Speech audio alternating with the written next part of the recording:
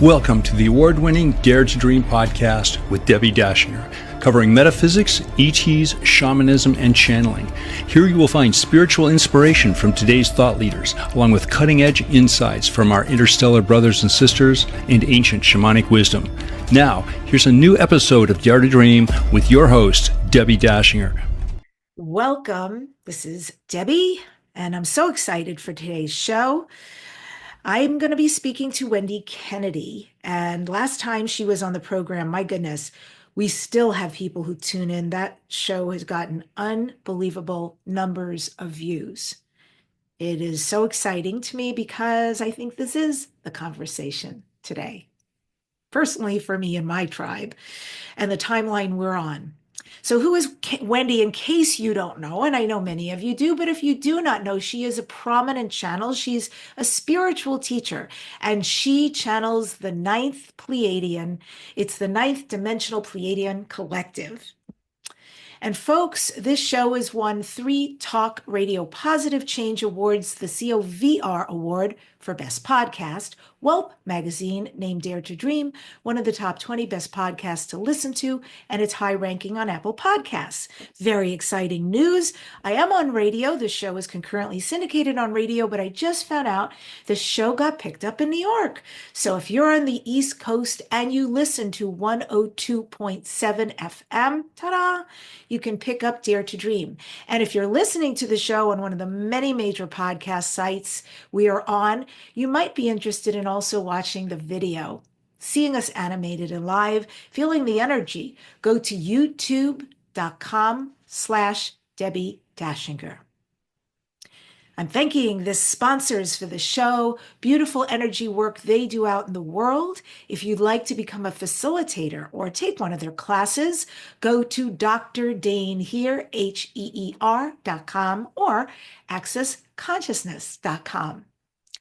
And if you're someone who's curious about where am I from, past concurrent lifetimes on other planets, what kind of galactic beings have I been, perfect, because I have a free star seed video and report for you, breaking down over 19 different types of star seeds so you can learn what your galactic lineage is. You can go to DebbiDachinger.com/starseed. It's DebbiDachinger.com/starseed. My guest, Wendy Kennedy, and I are going to be appearing at 2 different upcoming events that you can now get tickets for because tickets are live. This will be in the show notes, but I'll also verbally let you know. Starting in January, the largest channel panel event in Sedona, Arizona. This is going to be a weekend of workshops with renowned channelers like Daryl Anka, who was just on the show, Wendy Kennedy, who's here today, Jamie Price, Rob Gauthier, and Lisa Royal Holt, longtime friend of mine and the show. I'm also presenting there. So please give yourself the gift of starting your new year off the right way, the best way. Come join us and secure your spot. You can go to DebbiDachinger.com/Sedona. And finally, February 7 through 10, 2025, it's the 23rd annual Los Angeles Conscious Life Expo. You hear me talk about it every year. It is the most amazing event of its kind. If you've been thinking about it, stop thinking, take action, come join us. The link for the tickets is DebbiDachinger.com/CLE. That's DebbiDachinger.com/CLE. I really hope you'll come up and introduce yourself at one or all of these upcoming events. It's an exciting, exciting time for us all to be together. Well, now on to the show. Wendy Kennedy is here, prominent channel. She's used her gifts and her abilities to communicate with higher dimensional beings for the past 30 years. Wendy also utilizes The Language of Light, and Galactic Light Codes, the written form of the language of light, to aid others in aligning to higher frequencies and tapping into their innate power. Wendy lectures and channels throughout the United States and internationally. She was one of the 6 channels featured in the movie and book, Tuning In, Spirit Channelers in America. A featured guest on Gaia TV series, Interview with Extra Dimensionals, and also on Gaia TV in Open Minds with Regina Meredith and Into the Vortex with Jimmy Church. Her work is also in the book, The Great Human Potential Walking in One's Own Light, now available in 7 languages. You can learn more about Wendy Kennedy by going to higherfrequencies.net. And with that, I bring the amazing Wendy Kennedy back to the show. So nice to have you. Oh, you're muted. Something I do also, so don't worry. I'm always having a guest say, Debbie. Welcome. Hi, Debbie. Thanks for having me back. And I want to say congratulations for the award. I mean, picked up in New York. That's amazing. Yeah, I'm excited about that. That's where I'm from originally, so it sort of feels very full circle. Because when I grew up, this was not the conversation you were having. I'm really glad it is now. And I wanted to ask you about that because even you, congratulations, you as well. You've always done very well. But Wendy, I think when I went out to Gaia TV for my first interview, there was a big billboard or a banner with you on it. And I was like, oh, that makes me so happy to see her here, this kind of presence. And I know because I follow you, you're doing so much. What is happening right now? Yeah, things are opening up and the universe just keeps bringing things and I just keep saying yes. I think it's the time. I think people are finally ready to hear what the Pleiadians have to share. I mean, for me, it's been a 30-year journey. So it's kind of amazing to see that there are so many people who are interested in that. And it really has grown exponentially in the last few years. Have you seen that on your end?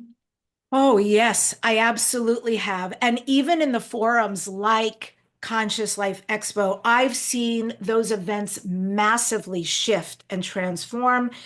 And what's really interesting, I have some friends who offer programs and they're having a little bit of problem filling, like live retreats or live workshops that people might fly in for. I also think what's happening is there's this plethora of options right now. It used to be, oh, I could go do this, and that was singular. And now it's multiple. There are so many options to explore with really gifted people. Yeah, I think that's definitely true. You didn't have a lot to choose from, and now there is a lot out there. There are a lot of people doing some amazing work. Yeah. And tell us about you. What's happening? What should be aware of? What are you offering? Because I want to make sure I know you're going to be channeling in a little bit, and I want to make sure that we cover you too. Yeah, so there are a lot of events that are coming up. You already mentioned 2 of those. So I will be in Sedona with you. We'll be doing a main stage presentation, and then I'll also be doing a workshop there. And, if people can't travel to Sedona, they can also get online tickets for the main stage presentations, which is really cool. And then in February, the beginning of February, the 7th through the 10th is LA, the Conscious Life Expo. And there I'll be doing a panel presentation and then a workshop and then a post-conference workshop as well. And that one's on channeling. So lots of options there at the Conscious Life Expo. And then from February 23rd through the 25th, I'm in Orlando, Florida for the Wisdom of Light conference there. So lots of things happening. I know they're trying to build that on the East Coast because it seems like a lot of events are out there on the West Coast. So we're trying to find some balance there and make it easier for everybody to travel, to be in person and to make those amazing connections. And there is something that's very special that happens when you get together, and you don't always experience that online. You can kind of get a sense of that online, but when you're there with people, there's a very special energy. So I'm very excited to be able to go and to meet people live and to share that energy. It's so important right now, this kind of connection. I think we're all sensitives, feeling so much of what's going on. We hear the information, but to experience it right now is a little breathtaking. So I'm very thankful for folks like yourself who are really here for us, and for the Pleiadians who are coming in because they must know what's going on and what we need down here. Yeah. It's been very interesting because the last several months, their message has been very consistent. And sometimes I forget I'm the only one who hears it multiple times. I might, be bringing them in and they'll say it in multiple places, but it's always important that we hear through repetition, because a lot of times we just need to hear it a couple of times to let it soak in. And the message that they've been bringing through lately is all about really standing in our power and choosing the frequency that we want to experience, as opposed to reacting to whatever is outside of us.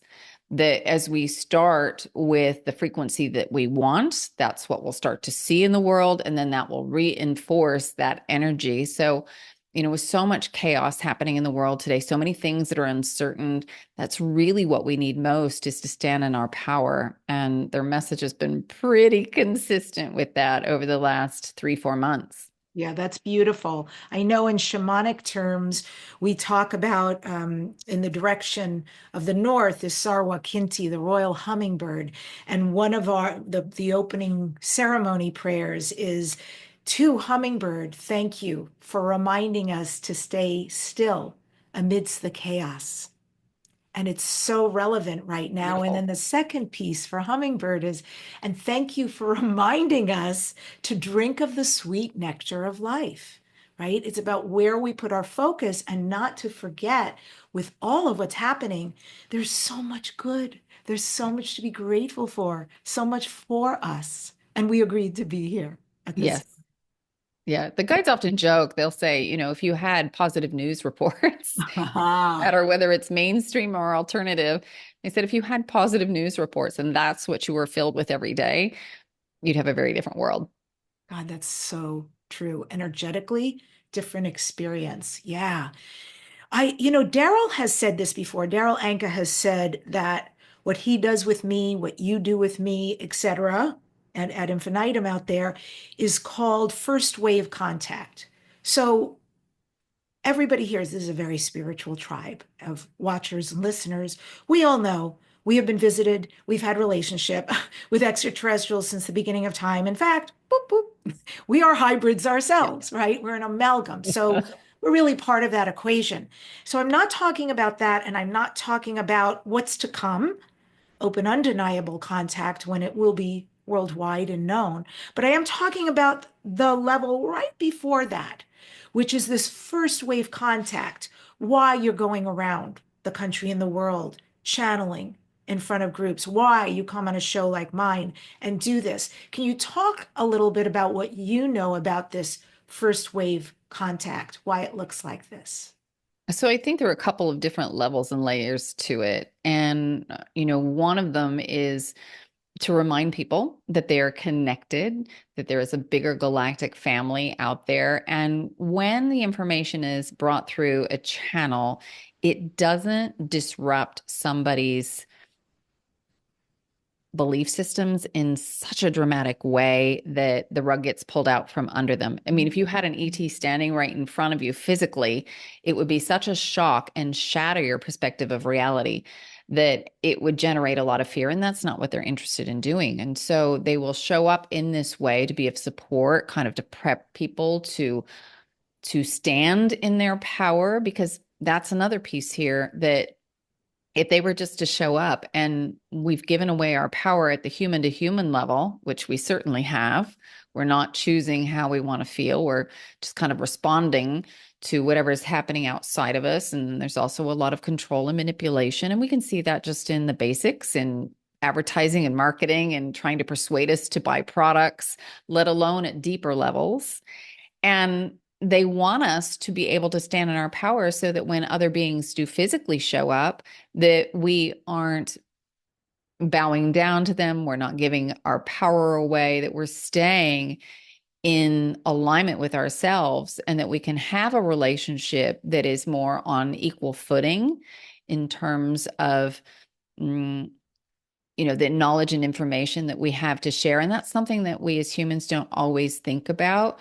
We have a lot of creativity. We have a lot of ingenuity. And that's something that's very, very special in the galaxy and in the universe, our level of creativity. And there are beings who are showing up to kind of learn about some of our inventions and the way that we think, because they don't think in that way. They never thought of, putting A with B. And so they get a lot out of their connections with us. And we don't necessarily think about that. We just think that, oh, they're higher dimensional. They got here, they're traveling on ships. They must be so much more sophisticated. And that's not always the case. They may be stronger in one area, but not in another. And so the guides want us to know and understand that. And so we can own our own special gifts, and that we don't kind of surrender our power in that way. So I think that's why they're coming in here and now and just kind of reminding us and helping us to heal so that we're ready when we do have that physical contact. Wow, absolutely. And what is their take then when you talk about what's happening in the world? What is their take and their perspective on current global events or events to most probably occur in the future?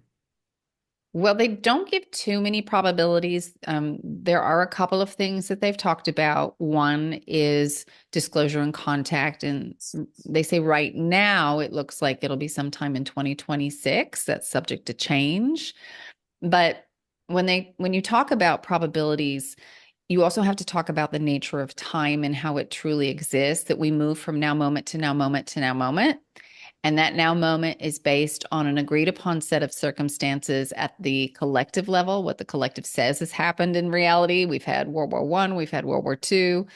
And then what your story is at the personal level. You say, oh, well, this happened to me when I was 15 and I'm still carrying that wound. And then this happened at 25 and this happened at 30. So all of that is our base frequency that is the foundation for the now moment experience. And we can shift those stories, and that can put us on a now moment that has a different base frequency than the one that we had previously. The way that we see that show up in a dramatic way is when people have instantaneous healings. They've radically altered their base frequency and the beliefs that they're holding. And they go into immediate remissions and their body changes.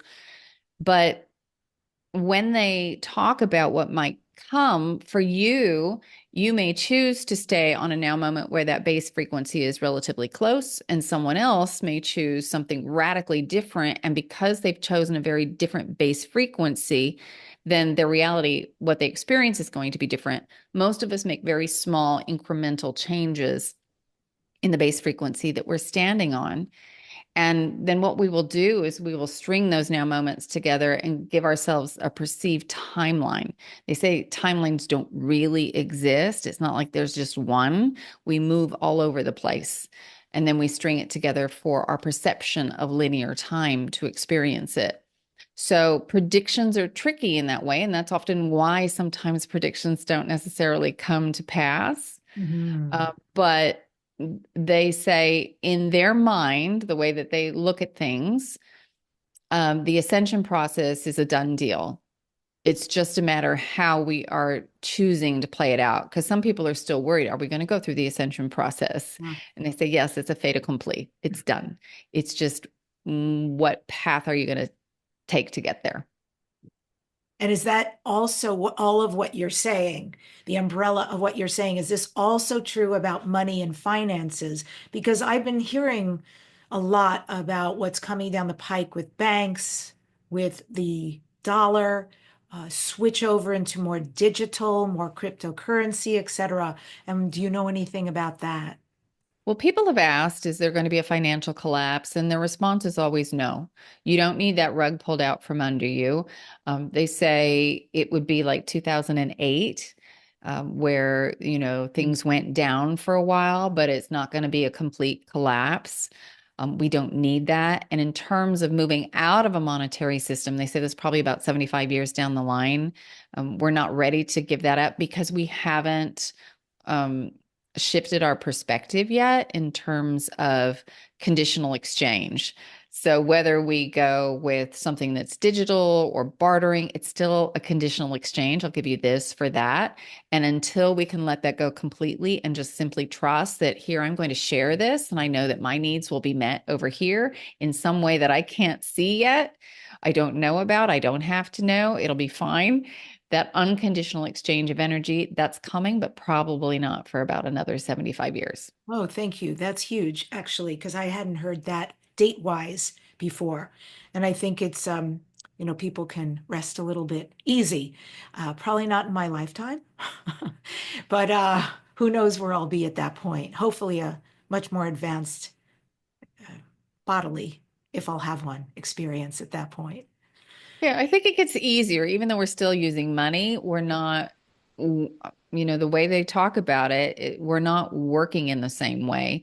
We're not working to earn a living to barely put food on the table or a roof over our heads. That will be shifting. So it's more evenly distributed, but we'll still use that until we can move out of that mindset. Got it. And I can hear in the way you're talking, just a little bit, I can hear the Pleiadians coming through. They're connected. I'm like, what do you want to say? Beautiful. So, is this a good time for you to channel? Sure.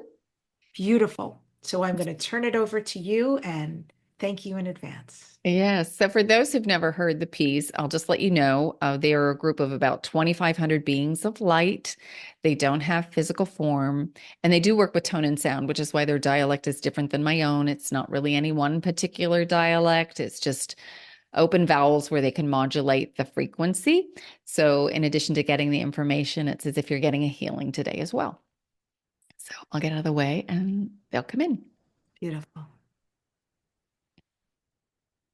Yes, hello, dears. This is the Ninth Dimensional Pleiadian Collective, and it is a pleasure and an honor to have the opportunity to once again connect with you all. We're very excited about what you're creating right now, and we know there may be some nerves, some worries about the uncertainties, but really, there's not a single thing in your life that you've experienced that was coming with certainty, ever. But in your mind, you assign a value of certain or uncertain, and then you proceed from that state, from that assumption. So what we would invite you to do right now is to assume that you will be fine no matter what happens in the external world, that you will be abundant, filled with joy, health, love, compassion, grace, ease, whatever it is that you want to experience. And as you start living from that space, it will transform your life, and it will also help to lift the collective so that others, as they experience your energy, as you're walking down the street and you're living in this space of confidence, they too will be reminded of, oh, there's an energy I can embody. I've forgotten about that. And they can elevate their frequency to match it. So don't underestimate the power that you have as you are just being you without having to do anything special, that you can help others to alter their resonance and very quickly alter the state of the world. It does not take a majority of you in order to change things. It takes a relatively small number of you in order to make that change more readily available. And when it's more readily available in the collective mindset, then exponential shifts can happen very quickly. It grows very quickly. So we want to encourage you to approach life from a state of adventure. You have within you the capability of handling any challenge that comes your way because, in fact, you have created the challenge and the solution energy at the same time. And they're just in different vibrational ranges. You just have to alter your frequency, elevate your frequency to the solution energy, and that's done by putting yourself in your heart center. If you do that, then you are open to that solution energy, and you'll know what shifts in your perspective need to happen or what actions you need to take in the world. To go through this ascension process, there are really only two things you must do. One is to ground and connect with the earth to make sure that you are completing your energetic circuit. And the other thing is to put yourself in your heart center. If you do those two things, everything else will take care of itself. All right? All right. Wow. That was so beautiful. And two things really stood out for me: grounding with the earth, staying in your heart center. I love this because this is very shamanic. These are the things I'm learning, have learned, are implementing, teaching myself in shamanism. And it's so interesting because it sounds so simplistic. And yet I know from experience, by putting my feet in the grass on a daily basis and connecting with the live entity we call Mother Earth, it is profound, the relationship that is developed. It is profound, the kind of experience that I've had. So I take mightily what you have just expressed. And can you just say a little bit more about that for people, for the Yes. grounding? So your current technology is not in harmonic resonance with the earth. It breaks down energy instead of supporting it and building it. The natural patterns of nature. All right. It has a dismantling energy about it.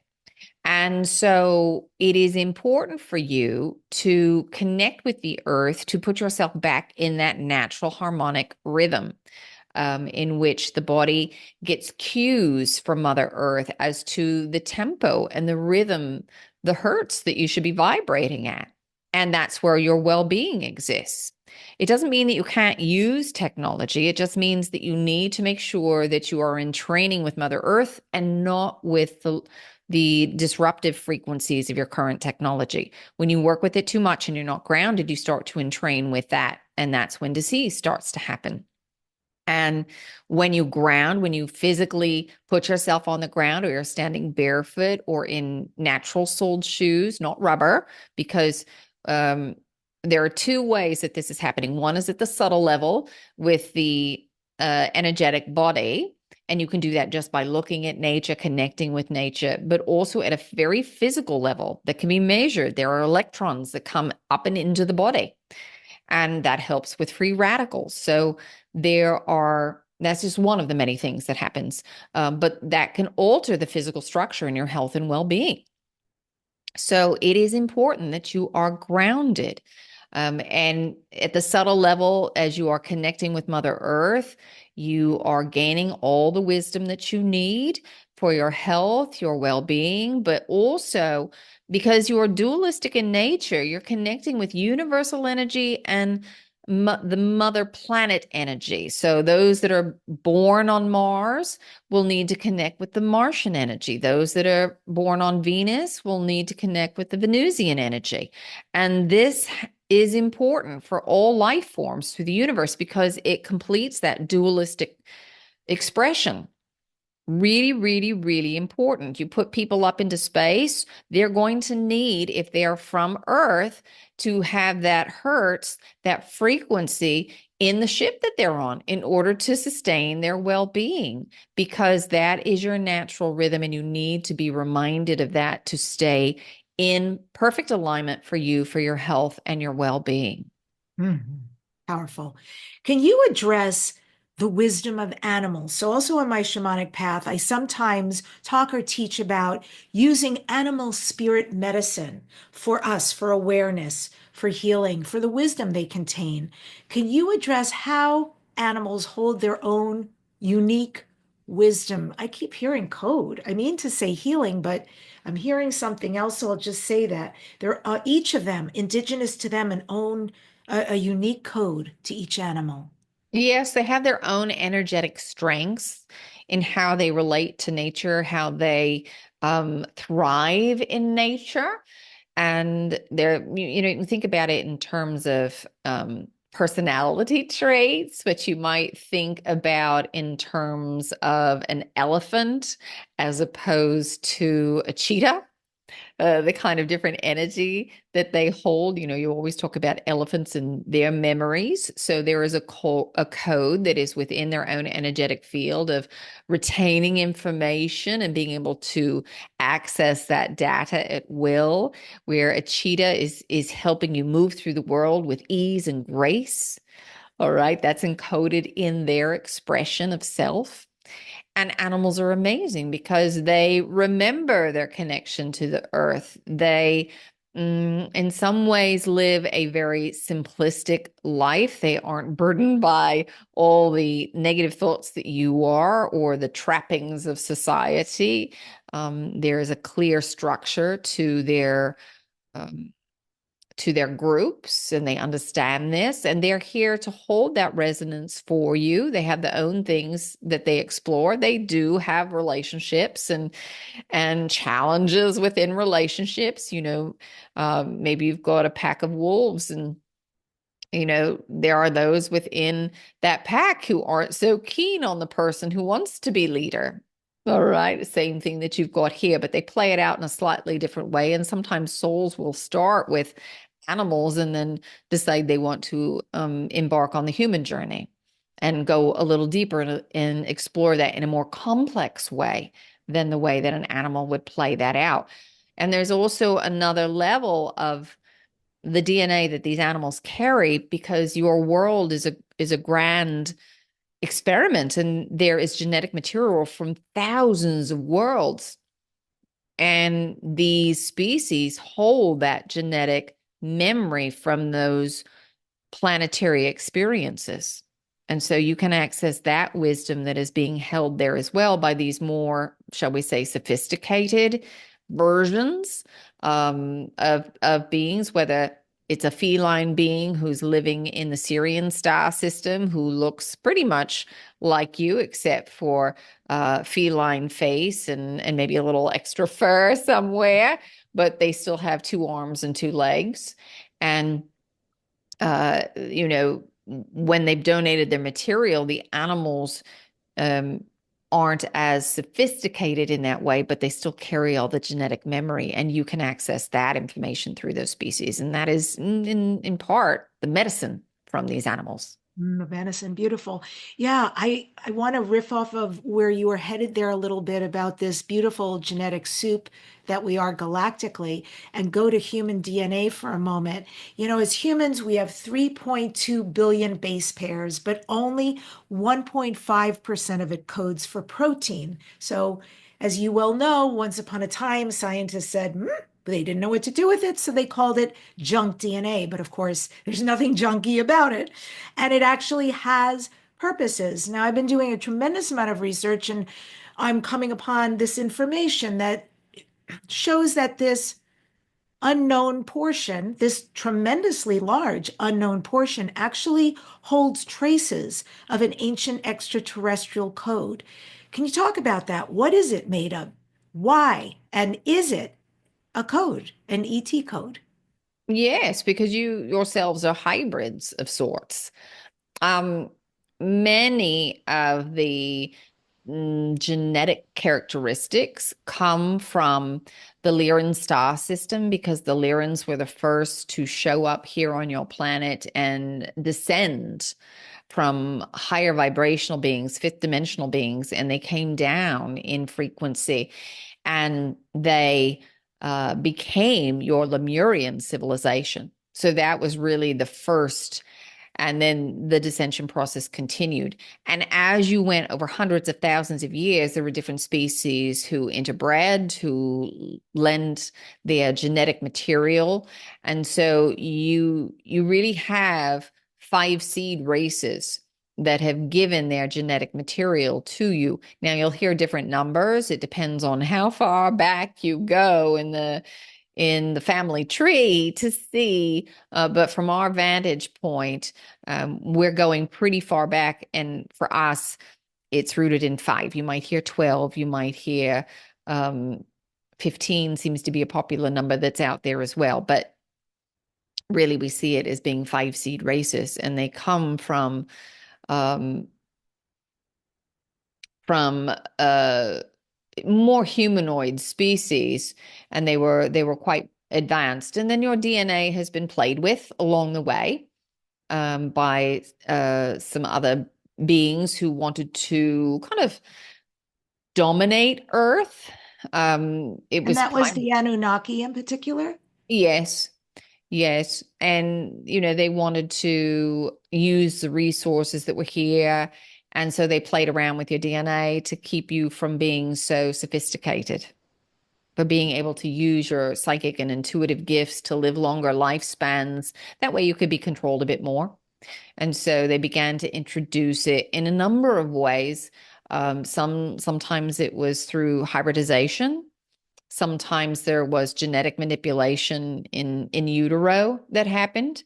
And then also there were, and it's still going on today, there were chemicals that were introduced into the food supply, into the food chain that then once introduced into the body, it would rewrite the code within the body for many people. So that's still being done today in some of the chemicals that are used in your food supply to keep you a bit dumbed down.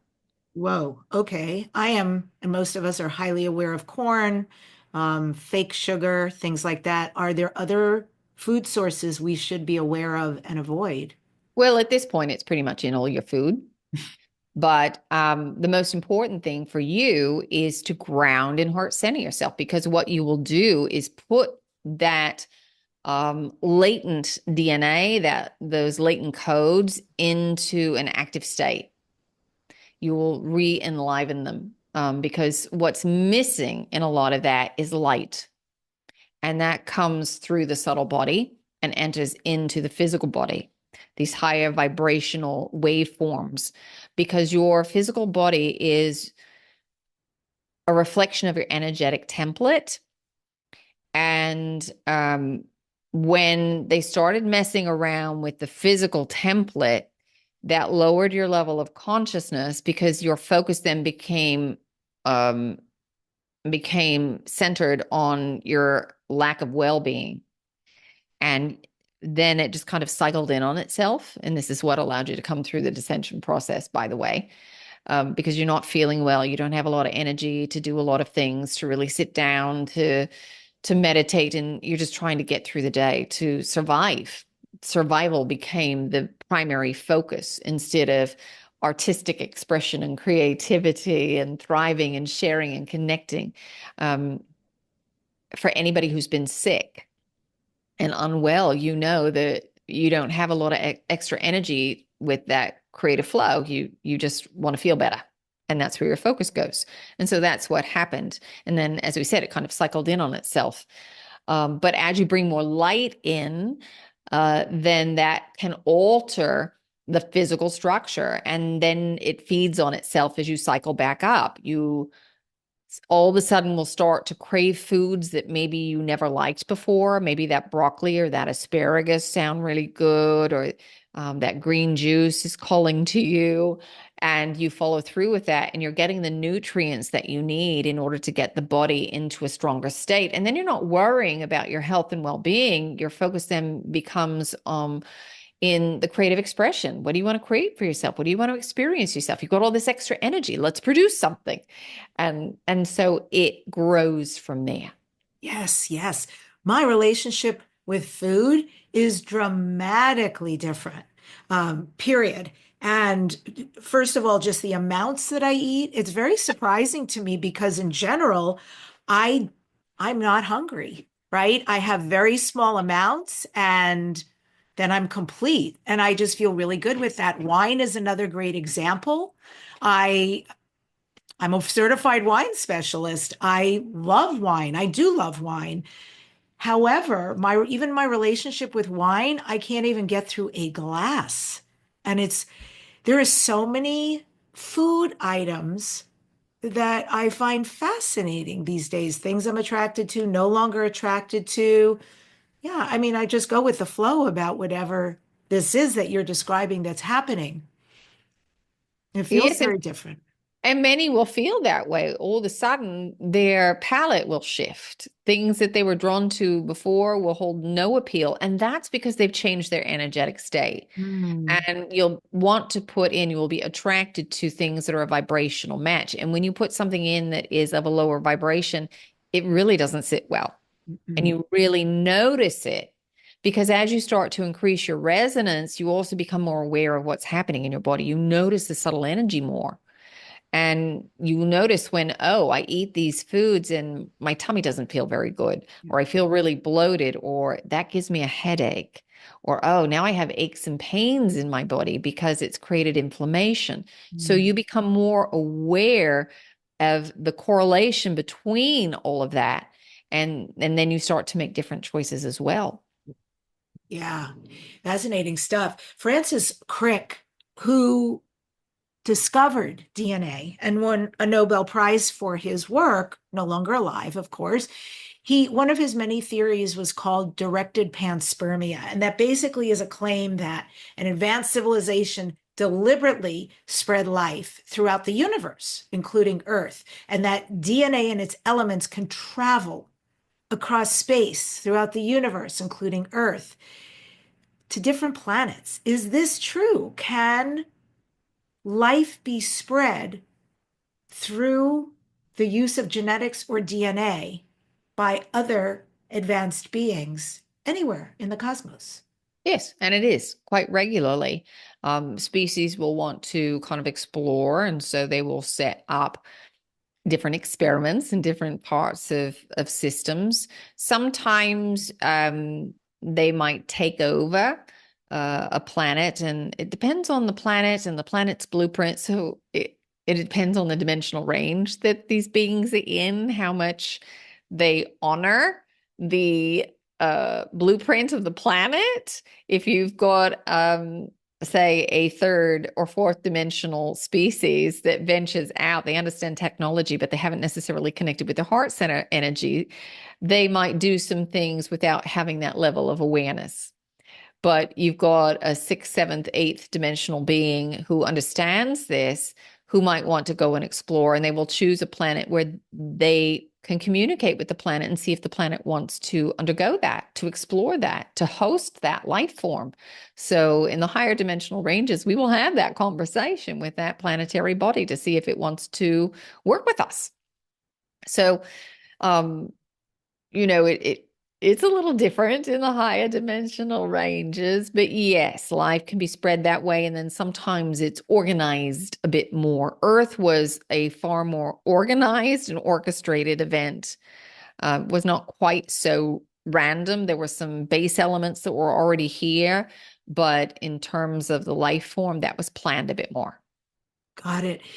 So when grouping DNA as a code, and thank you so much for answering these because this is so huge for my very curious mind. DNA grouped as a code, does it actually serve as a common blueprint for life across the cosmos?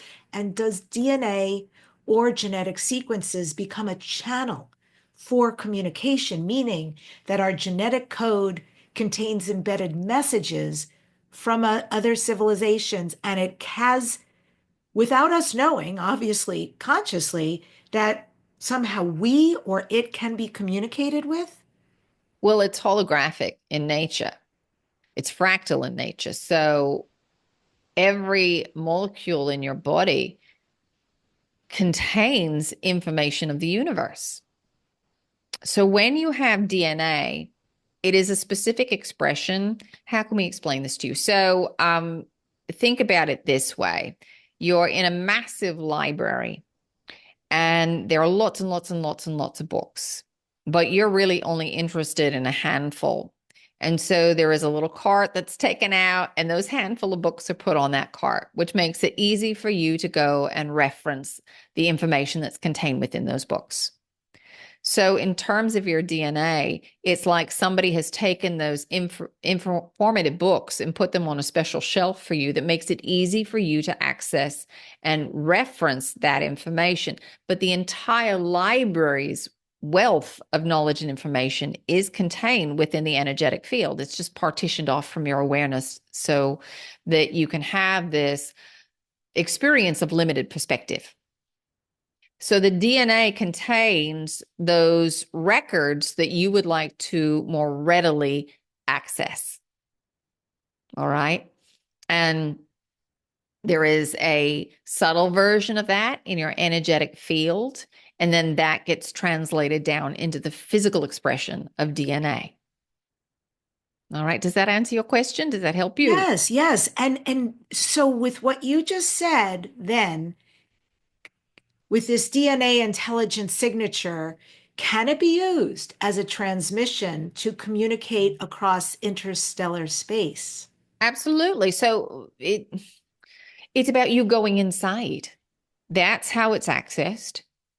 And, your telomeres also act as antennae. That's another reason why they were shortened. Your lifespan was shortened as a result, but also your DNA acts as antennae for specific resonances. So as you connect with that DNA, and you do it intuitively, or you set an intention about what you want to know about, you can connect with the other species, the different star systems, the Akashic records, the libraries for the information that you are seeking. It's the same as channeling. It's reading subtle energy. So whether you want to connect with us, have a conversation with us, whether you want to go into the Akashic records, the records of everything that has been, is, and will be, you can do that. You can access source energy itself. It doesn't matter the dearly departed. Those are all different frequency ranges. It's like the radio dial and tuning into the station that you want, but it's all about reading subtle energy. And once you learn how to read subtle energy, you can turn the dial and go to any of those stations. It's like somebody teaching you the alphabet and then how to read as a child. Once you know how to read, then you can go and get any book you want and read on any topic that you want. And that's what you all are learning to do. It's all about reading subtle energy. And you start first by paying attention to the subtle energy of your body and what's happening. So once you start to tune into the body, you can go into the body, into the DNA record, if you will, to get the information that you seek. Set an intention and then allow your imagination to kind of take over at the beginning. But what you'll notice, you'll say, oh, well, am I making it up? What's happening here? But the more you do it, the more you practice and you become aware of the subtle energy of it, you'll notice that it feels different than just your imagination. Your imagination will actually feel very, very flat. The information that you tap into will feel like it has multiple levels and layers to it. Mm-hmm. Wow. Great.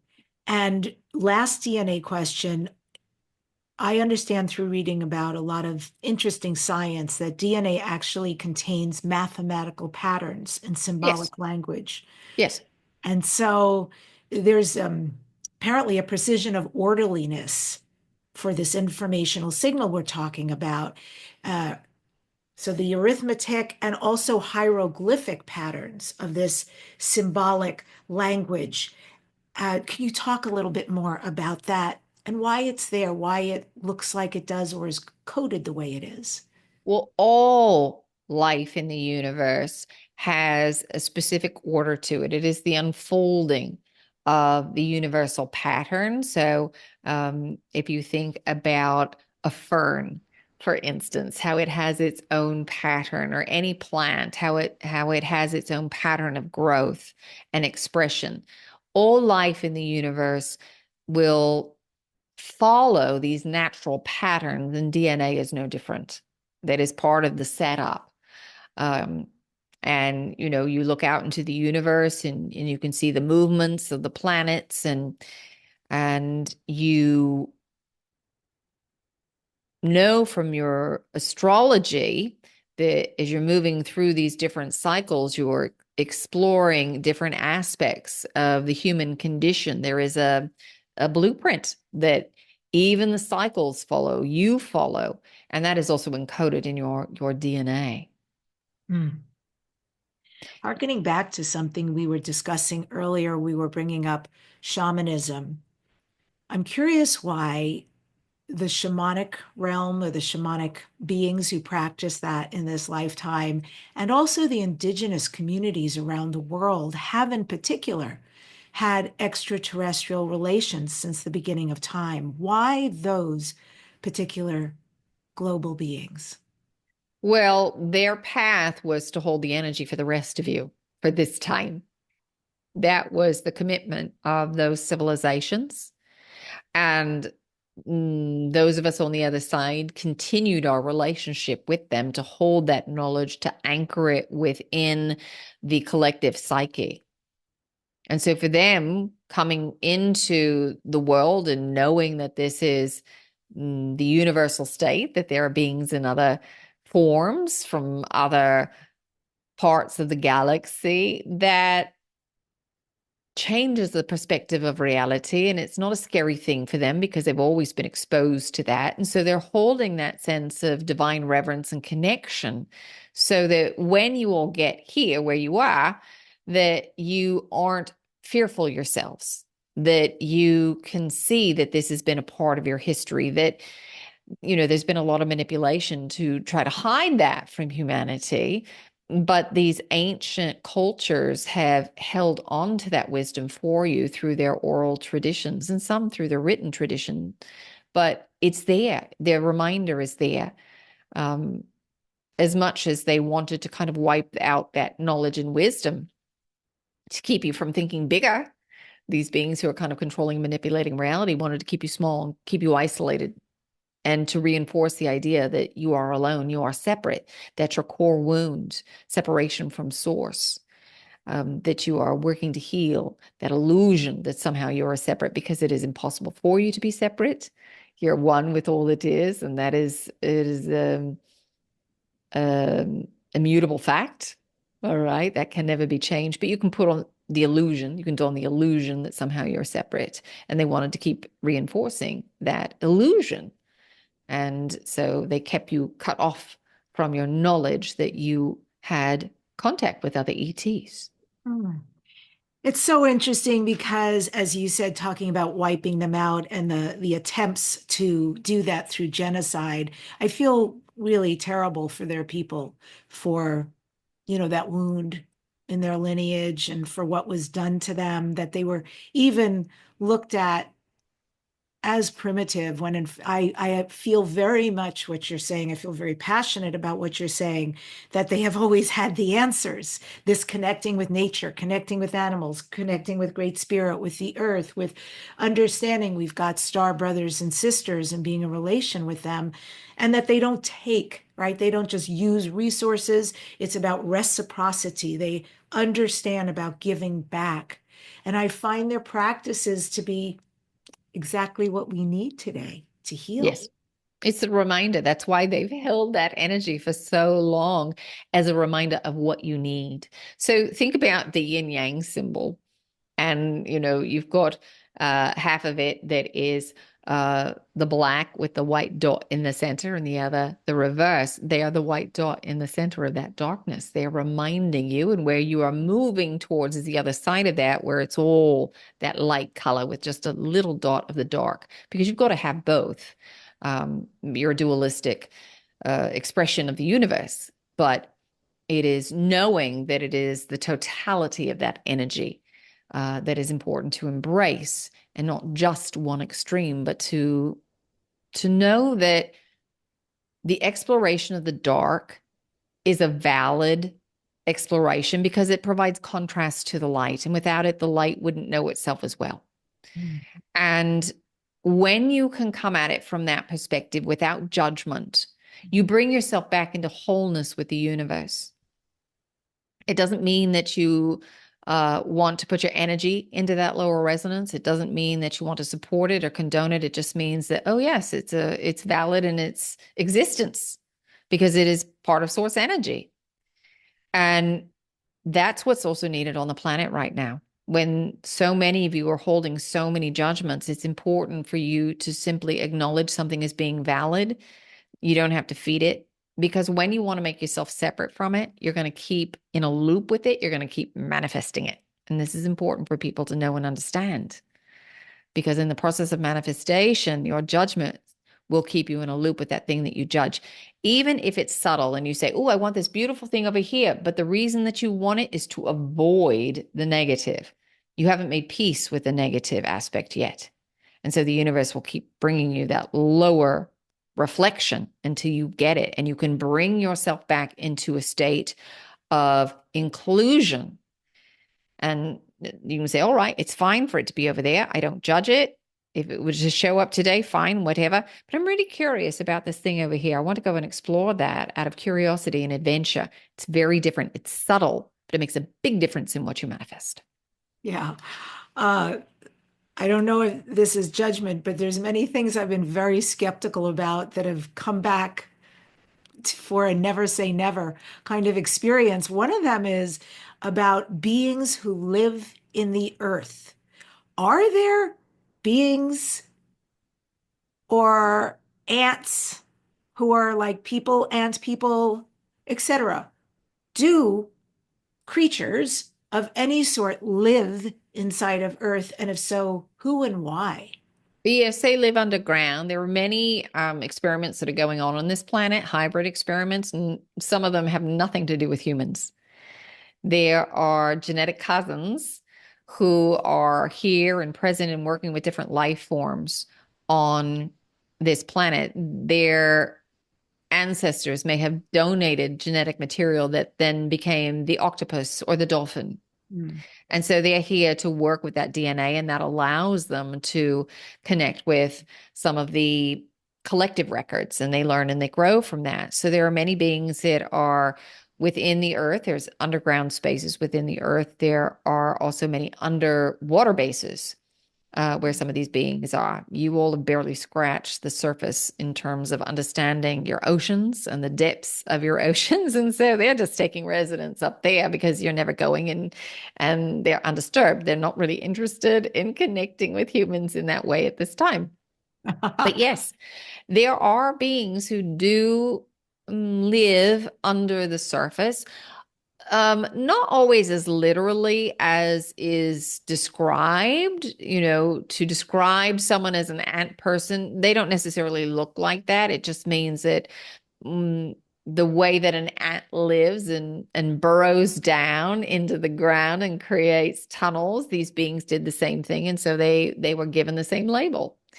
There are some species who are here who don't look anything like you, but they don't have a whole lot to do with humanity. There are one or two that might use some technology that allows them to project a different facade, a different image for you so that you're not disturbed. You might just pass someone on the street and say, their energy feels really weird. I'm not even sure they're human. And a lot of times it's because they're not. All right. You may be recognizing either a dominant genetic trait that they carry that is not a human genetic trait. They could be part of a hybrid project, or they just may be a being that's off-world who is walking above ground, but projecting this facade. Sometimes that can be done telepathically. There are species who have that ability to project that because it does interfere with your brainwave patterns. They can manipulate that a little bit by the frequencies that they project. Sometimes it's a chemical that they exude from their bodies that can interrupt that signal, the way that your brain interprets through the optic nerve. They can then kind of reinsert or send a stronger signal that will override what you might think you're seeing with your eyes. Sometimes that can be done through chemicals that they exude as well. Most who do this will use technology. Very interesting. And just for the listeners, this is the end of part 1. We're heading into part 2. Harkening a little bit back to what you were saying about the ant people not really looking like ants, but there's the idea of that, and there's some genetics in there. I read some stories about the Hopi tribe, the Hopi Indians, and the ant people, that during one of the previous Earth catastrophes, where everything was being wiped out, that the ant people came to the surface of the Earth from underground and they helped the Hopis and brought them underground, taught them how to fend for themselves, shared their food with them, etc. Is that true? Were there Yes. Hopis? Yeah. Yes. Yes. Yes. So it's kind of hard for you all to kind of wrap your brain around, but every planetary body has a mini sun within it. And that's not really what you've been taught, but this comes from their subtle energetic body and it radiates out. And so there are species who understand this light, the particles that are being emitted, the subtle energy that's being emitted from the core of the earth or the core of a planet, and that can be harnessed and turned into a frequency range that provides visible light for you. So you can live within the earth and have visible sunlight, for example. There's some alteration that's happening from the energy that's being emitted from the planet itself. So there are civilizations that have chosen to exist subsurface just to stay out of the way. Some of them knew that there, again, would be this time on the planet where the knowledge and information and their ability to connect with you would be very important to help you through the ascension process. And their ancestors made that commitment, and those souls who came in that genetic line made that commitment to be of service in such a way for this time. This is a nexus point on the planet where there is a convergence of many, many lifetimes of experience, karma being integrated, the release of judgment that maybe didn't happen in another lifetime, commitments that were made, people that you wanted to connect with again and try things out in a slightly different way here and now. So all of this is kind of coming down to this time frame that you're in. It's a very, very special time for you to be here on the planet. Yay, us. Yes, yay you. You know, one of the first experiences I had when I first began opening to all of this, the extraterrestrial, the UFO, the plethora of incredible information, I had my own awakening. And one of the first experiences, I was in Arizona in the desert on sacred land, and I was trying to take a picture deep at night in the pitch black of a tree and the stars coming through the branches of the tree. And upon taking these photos, I thought, oh no, my finger keeps getting in the way. Not using a flash so that as much light as possible would come into the cell phone to take the picture. And after a few attempts, I realized, oh, that is not my finger. When I finally got a chance to look, what I found was the tree almost exclusively was completely covered by this enormous circular milky cream object that had some pale, like prismic in it, a little pale blue and a little pale pink, you might say. And what was really interesting about it and how I know, oh, that's not just a fairy orb or something, is that way on the bottom of the picture, there was closer to the dirt, there were the little fairy orbs. So compared to these angel or fairy orbs, this thing was big and beautiful. And I've always been very curious, what was that? It's just a different life form. Yeah. Not all of them are physicalized in the way that you are, some that are interacting. Earth has different versions of herself all the way up to the 12th dimension. But the current blueprint that you are exploring and consciousness is being put into is the fourth dimensional version right now. You're moving into the fifth dimensional version. She will go through the ascension process. But like every experience in the universe, every choice you make, whether you go left or right, there is a potential for that. And it's just sitting there kind of unenlivened until you all project your consciousness into it. And this is also the truth in terms of the planet. The higher dimensional ranges of her exist. They're just not enlivened at the moment. They're waiting for her to go through the ascension process. So there are some beings who are in different dimensional ranges. And as you are working with your camera, and your frequency is higher, the lens of the camera is able to see what the human eye can't. but you're holding a space, and the camera is enveloped in that's in a higher vibrational range, which is why it's picking up that imagery for you. But they're not necessarily beings who are looking to directly connect with you, but they're curious about you. They know that you're curious about higher dimensional beings, and so they allow themselves to be seen. Oh, well, I love them for that. I really do. I find it all fascinating. And thank you for that answer. And that leads me to something else. My experiences, totally benevolent. Every time I've seen a spacecraft, and at this point I've seen many very different experiences. I was even in a situation where beings from the future came back to visit, and it's amazing, all of this. However, I understand something else exists. So I recently had somebody on my show. I was interviewing this person who works on a place called Skinwalker Ranch. But, it's not just indigenous to this particular ranch. There are other pockets where there are really creepy, spooky things that happen, where there are portals and very dark things that come through, very menacing things that come through. People get hurt, people die. I have to admit,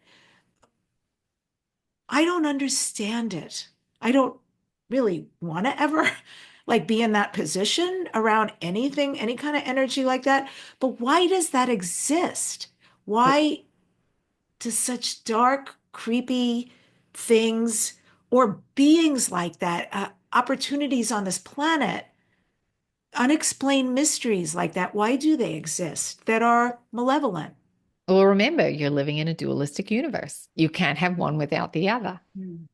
So when you experience the darker stuff, it provides contrast for the light, and vice versa. The light provides contrast to the dark.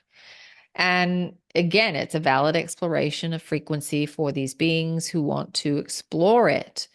It doesn't mean that you want to lend your energy to it, which is why, in general, you don't have those negative experiences, because that's not a frequency you're interested in aligning with. You can acknowledge that it's there. You're not trying to make it separate from yourself by being bad or wrong, but really just saying, all right, it's fine. It's over there. I'm over here. Let's go explore over here. So that will keep you out of a manifestation loop with it. And it just is part of the exploration, part of the journey for souls to really understand the totality of source energy. So source could know itself. It fractured itself into a dualistic universe to provide that contrast. How do you know what a good thing really feels like if you don't know what something less than good feels like? It's hard to describe it if you don't have something to compare it to. And so universe thought, well, wouldn't this be fun? So it's as simple as that. Now, when you go to some of these places and you feel that energy, sometimes it can be because dark magic has been performed. The only difference between light and dark is that the intention for dark is for personal gain. The intention for light is for the inclusion and the benefit of all. That's the only difference between light and dark. So when you go to some of these places and the energy is heavier, it's because somebody has done something that the intention was not for the benefit, the highest benefit for everyone involved. It was for the amassing of personal power. And then beings who are in alignment with that agenda for their own personal power then can use that as a portal or a way in to connect, because that baseline has been established in that location. You can clear that as you start to clear the energetic lines in that area, the ley lines in that area. It creates such a high resonance that lower energy can't come in anymore. All right, they need a space that is welcoming and accepting, and that's too high. And if they don't want to increase their resonance, then they're going to go away. Well, that makes total sense. Is there more activity on this planet than ever with cryptids, with interdimensionals, or extraterrestrial visits and or relationships with humans? Absolutely. Because remember what we said, this is kind of a nexus point. And this ascension process that you go through will have a ripple effect through the entire universe. Because Earth is a grand experiment and genetic material from thousands and thousands of worlds was donated, that as you go through this ascension process, that information of what you are doing to go through the integration process, the releasing of judgment, the compassion that you access as you go through that process is then shared very easily with those who have the genetic connection, just like we were talking about the library and the books that get pulled and put on that little cart, making it easier for them to access what they need. It easily gets sent off to those that are of a genetic line connection, but also just in general, the level of compassion that you experience will have a ripple effect through the entire universe and change the universal game. That's why there are so many beings who are present and interested in what is going on this planet. You have a very unique makeup. Energetically, your blueprints are quite complex, and the level of compassion that you access is not accessed anywhere else in the universe, because you are on a planet that has such extremes in duality. All of you have had the lower experiences of grief and sadness, fear, worry, doubt, shame, blame, guilt. You know what that feels like in contrast to the higher frequencies of joy, love, peace, gratitude. You've embodied it. And because you've embodied it, it allows you to have greater compassion for somebody else who's going through that lower vibrational experience. You've all been there, you've done that. And so that means that you access a bandwidth of compassion that we can't even begin to touch. We can have compassion for you, but we haven't embodied it the way that you have. And because you've embodied it, you are accessing a lot stronger signal of compassion and just a larger bandwidth of it.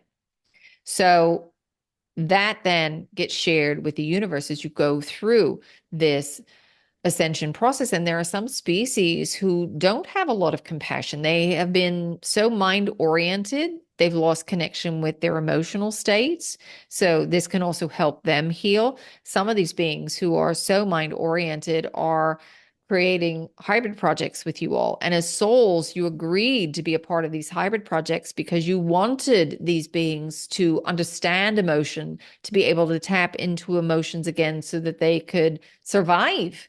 Their species through the cloning process was deteriorating. They lost that creator spark within them because they did not allow a balance with the mental and the emotional. And when it became too mental, the emotional spark was lost, the creative spark was lost. And so they're learning how to tap into that again so that they can change their genetic structure so their species can survive and thrive. You're And referring to the Greys? yes, this is one of the biggest hybrid projects that you've got on your planet. And those that are a part of the projects agreed at the soul level to be a part of the project. The ego might have a different perspective, but the soul said, yes, I want to be of service in such a way. And most of you thought, especially at the beginning, that, well, I'm not going to remember it. It's not going to really interfere with my life. But you're getting to a point here where that is bleeding. And those memories are kind of seeping in, and it can feel a little scary as you start to remember it and not really understanding what's going on or what you at the soul level committed to. So there can be a lot of fear still around all of that. There's a lot of victimhood that's around all of that. And we understand that some of these beings don't have the softest demeanor about them because, again, that's why you're helping them. They don't have a huge amount of compassion, or they're not tapping into their emotions. It's illogical for them. And so here you are, a very emotional being, freaking out and having a very hard time. And they don't necessarily know how to handle all that or how to work with that. And so there are other species that have also stepped in within the last 2 decades to kind of help you all to create a different level of healing around some of those contracts that you made with these other species. Yeah.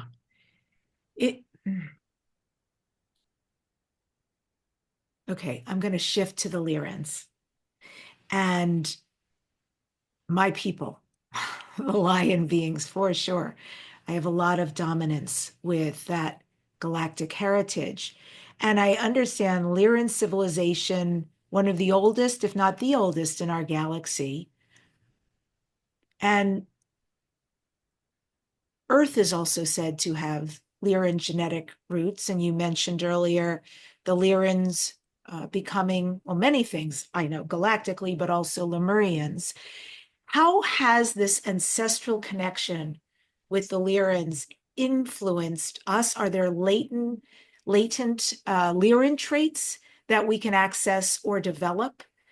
And what does Lyran, what do the Lyran beings offer to help humanity navigate all of these changes now and unlock our full potential?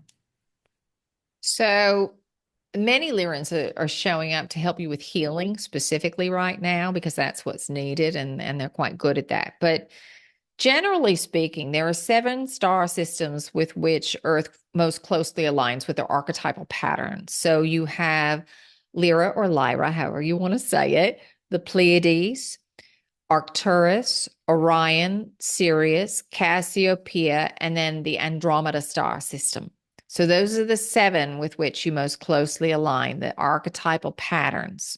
So for those coming from the Lyran star system, there's a lot of healing energy there, but there's also a lot of energy around the AI wars that occurred there, about fairness and about the inclusion of everyone, because during the Lyran wars, there were very sophisticated AIs that were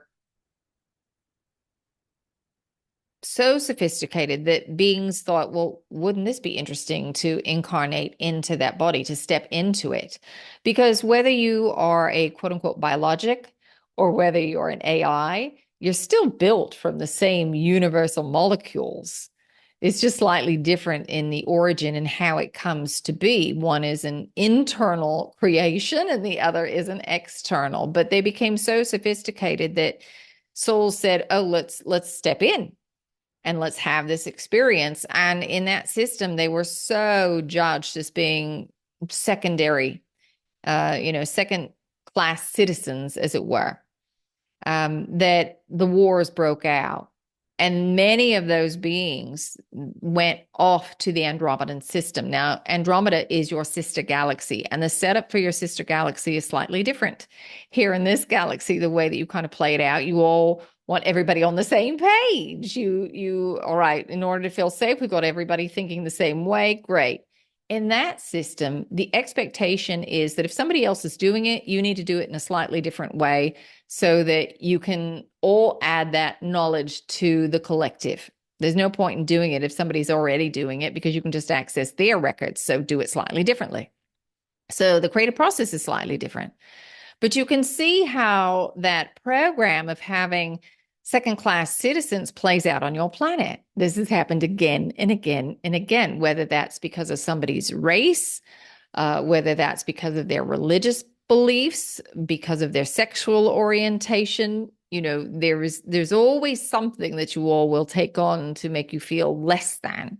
And so that's some of the energies that come from the Lyran star system for you to work with. From the Pleiades, a lot of it has to do with teaching, with record keeping, with healing. From Sirius, a lot of that is commerce and diversity. Orion has to do with control and manipulation, learning how to move above the control and the manipulation. Then you've got Cassiopeia, which is all about the arts and beauty and the expression of the soul. And then, as we said, the Andromeda system. Arcturus is also healing, a lot of healing. Arcturus is the first system that beings came into in this galaxy, in the higher dimensional ranges. And then when beings wanted to go and explore physicality, they went to Lyra, which is why you consider that in terms of the physicals to be the oldest amongst you all. And then from Lyra, some of them went to Sirius and the Pleiades and Orion. So, you all kind of spread out from there. But a lot of the healing energy comes from the Andromeda, or from the Arcturans as well. You've got healing in Sirius as well. There are lots of water worlds, dolphins. There's a lot of healing energy with that, but it's very diverse there in Sirius. And commerce is a big thing. And when you go through this ascension process and you start connecting once again to your galactic community, you are going to be a big commerce hub. You're going to have had at points on this planet a lot of different species who were showing up to trade with you all. That happened in the high civilizations of Atlantis, even 152,000 years ago, for example. The temples of light, there were beings who would come there and receive knowledge and wisdom and trade goods with the Atlanteans in the higher aspects of Atlantis. Atlantis had three civilizations. There was a rise and fall 3 times with Atlantis. But that will happen again as you start to open up and connect. Will be nothing for you to experience dozens of different species on your planet in a day. That will come in time. Everyone take a breath. Yes, yes. I want to thank you so much. This has been tremendous information for me. Most beautiful meal. And every time I learn, there's always more to learn. Every time I deep dive, it's like yet another piece. And I have to say, that's what I love about all this. The never ending, the constant unfoldment of all of this fascinating information, who we are, who you are, what's happening, what's possible. And I just want to thank you so much for spending this time with us. It means a lot. Well, it's our pleasure. And, the same can be said for our experience of you. You surprise us all the time. We learn new things from you in the way that you explore reality. So it's always evolving and changing for us as well. We would like to offer you a language of light activation if you're interested. Oh, yes, please. That would be fantastic. And this is meant to help you to open up to your own records, information that's contained within your DNA, so that you can access either past lives or genetic line information, or if you just want to open up to the Akashic realms, to source itself. So it's meant to help you to open and receive information at the subtle level. Now, for those of you who are not familiar with the language of light, it is a source language, and it's comprised of light, sound, sacred geometry, and cosmic information. So as you experience it is meant to help you to attune your own energetic field. It's like somebody asking you to sing the note of C. If you don't have perfect pitch, it can be hard, but if somebody plays the note as a reference point on an instrument, you say, oh, that frequency, and you can reproduce it. Same thing within your own energetic field. We're providing you with the reference point, and you are then shifting your energetic field. So there's really nothing that you need to know or do. It's meant to bypass the traditional language centers of the brain and speak directly to you, the divine being of light, having this physical experience. All right, so take a nice deep breath. Ishukto bidibidikata batakai era armunibidikata ata arminibidikata armini zizi bidibidikata bidikata batakati hita arminibidikata bidikata batakata bidikati hisa anda bidibidikata batakata hasa muy buij hasa bidibidikata bidikata bidikata batakata bidikata hisa zeta o da bidibidikata bidikati da bidibidikata bidikata batakata bidikati bidibidikata minibidikata hasana ida indidi bidibidikata batakata hasana أثرور ورئيمني بالكتاي هي ساعات كتر إن بريشكت بريشكت بريشكت بريشكت إذا بريشكت بريشكت بريشكت بدي بريشكت عنده إن من بريشكت عنده ويري من جتة أوربت بر بريشكت عنده وين بري راي بريشكت هذا بريشكت هي ساعة كتاي. And take a nice deep breath. So there are many beings who are coming in and blending their energies. We have done the activation, and they are lending their instruction manual, how they have worked through the issues that you are currently working on, so that as you align with the energy within yourself, you are opening the instruction manual, that you can find a how-to to do whatever it is that you want. All right. So we'll leave you here. Know that there is a tremendous amount of support around you. All you have to do is ground, heart center yourself, ask your question, and listen. You might think it's your imagination as you begin. Go with it, trust it, ask for confirmation. And if you say, I wonder if this is my confirmation, then yes, take it as such, because the thought would not cross your mind otherwise. So until we hear from you, we are around, we are watching, we are waiting, and we are sending many, many well wishes.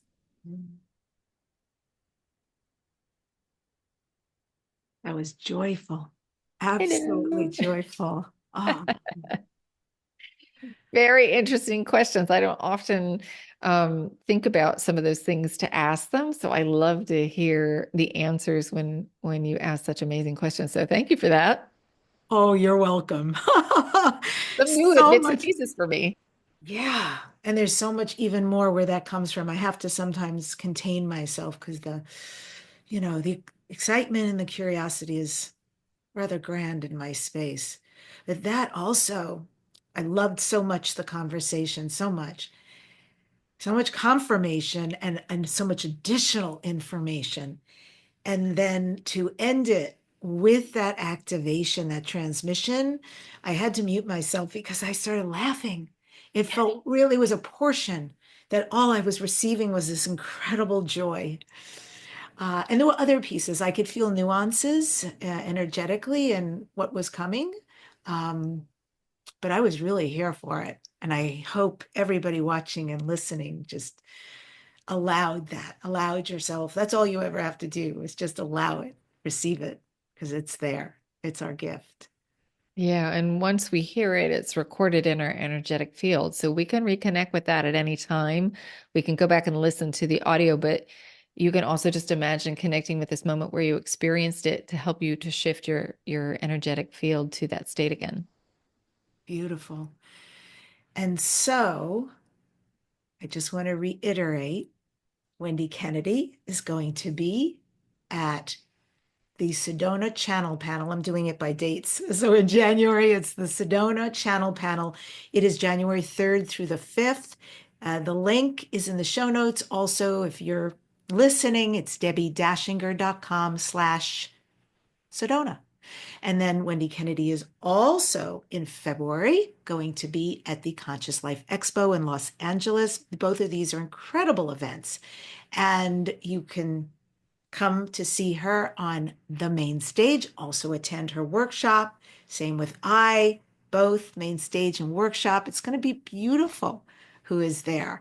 I really do resonate with what a way to start a new year. Like, forget about saying, I'm not going to do this, I'm not going to do that. Come be with the healers and the channelers. This is where it's at right now.